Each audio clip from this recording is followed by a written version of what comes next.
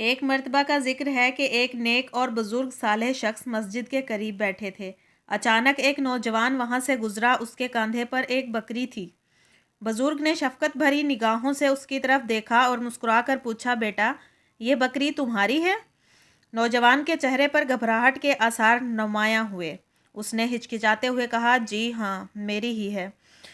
بزرگ نے نرمی سے پوچھا، کیا تم نے اس کا دام ادا کیا ہے؟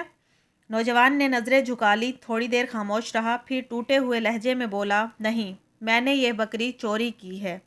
بزرگ ناراض نہیں ہوئے بلکہ انتہائی شفقت اور محبت بھرے لہجے میں بولے، بیٹا، اگر تم اس بکری کو اللہ کے لیے واپس کر دو تو میں تمہیں اللہ کے قریب ہونے کا راستہ بتاتا ہوں۔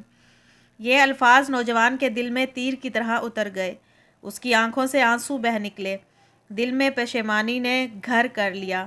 وہ بکری اٹھا کر اسی جگہ واپس لے گیا جہاں سے اس نے چرائی تھی۔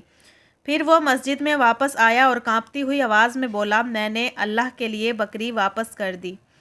میں توبہ کرتا ہوں۔